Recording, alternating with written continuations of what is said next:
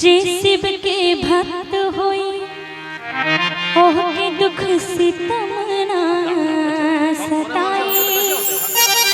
भोला ताक दी है तो सूखल गाछ हरियार हो जाए।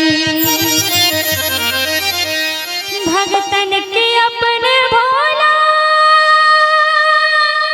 रक्षा करेला हरदम। जेकर श्रद्धा होई सच उहे शिव जी के पाए।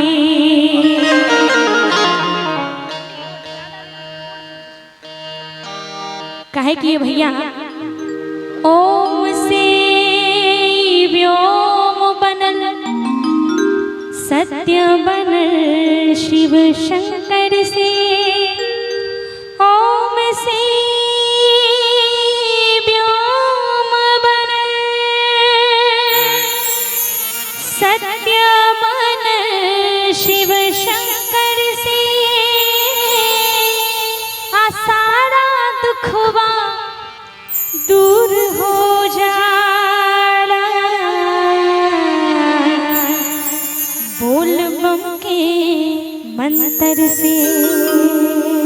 यही से तक कहत है का कहत है कि जेकर नाथ भोलेनाथ ऊ अनाथ कैसे होई। जेकर नाथ भोलेनाथ ऊ अनाथ कैसे होई। जेकर नाथ भोलेनाथ ऊ अनाथ कैसे होई। जेकर नाथ भोलेनाथ ऊ अनाथ कैसे होई। अनाथ कैसे होई हो अनाथ कैसे होई। अनाथ कैसे होई हो अनाथ कैसे होई।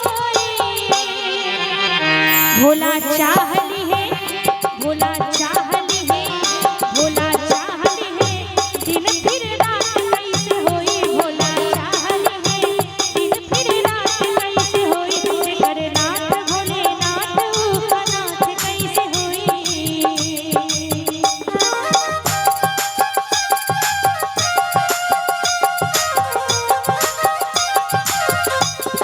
भोले बाबा भोलेनाथ की जय हो। मेरी मेरी ताली के साथ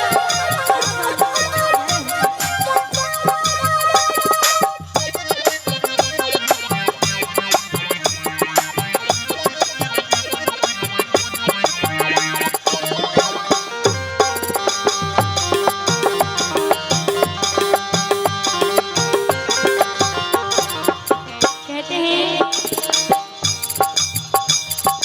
भावना में अगर भाव ना हो भावना में अगर भाव ना हो तो वो भावना बेकार है।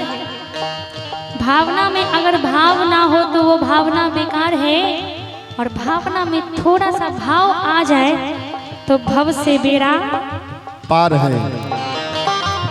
श्रद्धा के बात श्रद्धा करते होई।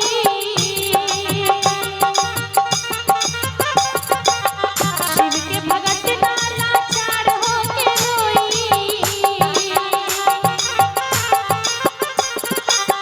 श्रद्धा के बात श्रद्धा करते होई। शिव के भगत ना लाचार होके रोई।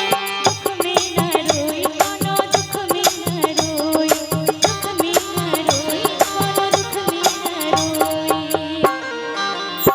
भोला चाहली है भोला ताकत है भोला ताकत है जब तक कोनो घात कैसे होई। भोला ताकत है जब तक कोनो घात कैसे होई। जेकर नाथ भोलेनाथ ऊ अनाथ कैसे होई।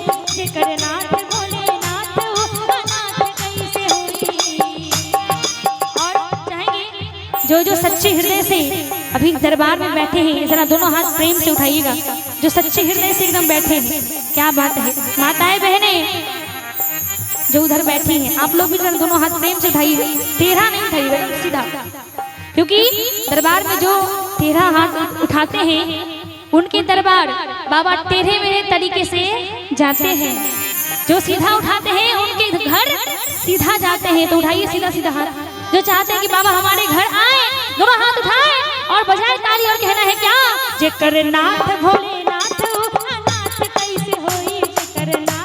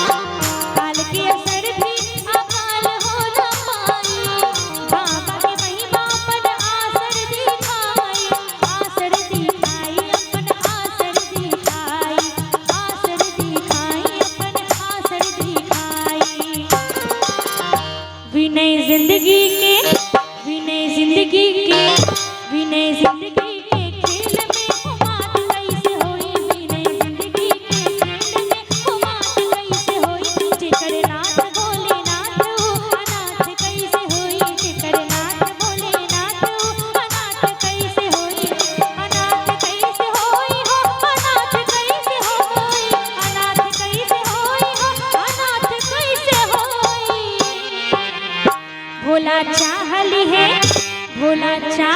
है और चाहूंगी एक बार सभी मिलकर मेरे साथ कहेंगे जय हो। कहाँ पे?